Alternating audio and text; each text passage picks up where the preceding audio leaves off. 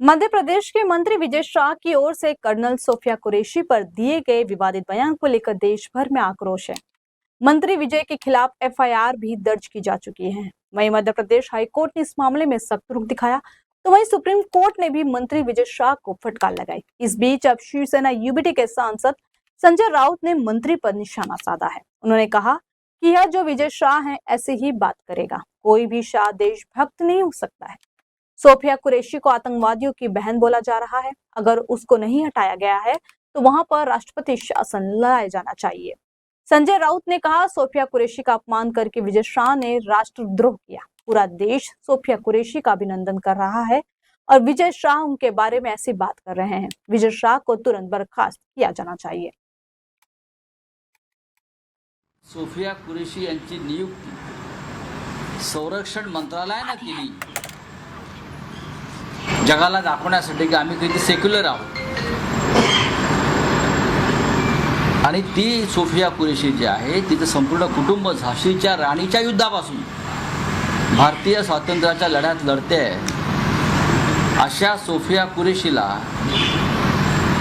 पाकिस्तानची किंवा आतंकवाद्याची बहीण म्हणणं यासारखा मोठा राष्ट्रद्रोह नाही। खरं म्हणजे नरेंद्र मोदी हे खरे राष्ट्रभक्त प्रधानमंत्री असतील आणि मध्य प्रदेशचे मुख्यमंत्री खरोखर राष्ट्रभक्त असतील, त्यांनी या विजय शाहची हकालपट्टी करून त्याला अटक केली पाहिजे। राष्ट्रद्रोहाच्या फालतू गुन्ह्याखाली अनेकांना अटका झाल्या मधल्या काळामध्ये।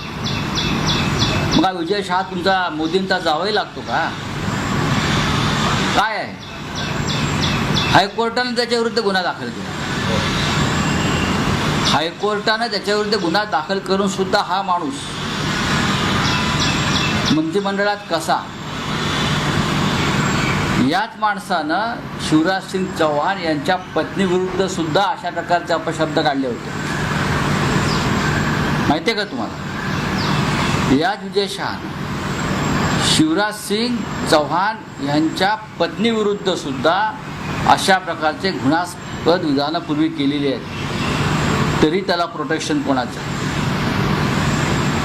आणि आज त्याने सोफिया कुरैशी विरुद्ध म्हणजे अख्खा देश ज्या सोफिया कुरैशीला मानवंदना देतोय, की एक लढवई महिला आपल्या हवाई दलात आहे, सैन्यात आहे, जी भारताचं नेतृत्व करते, म्हणजे इतका कचरा तुमच्या डोक्यामध्ये आहे आणि तुम्ही राष्ट्रभक्तीच्या गोष्टी करता।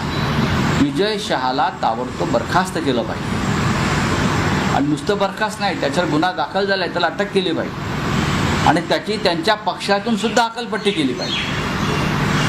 ही मागणी आम्ही सगळेच करतो, पण भाजपा करणार नाही।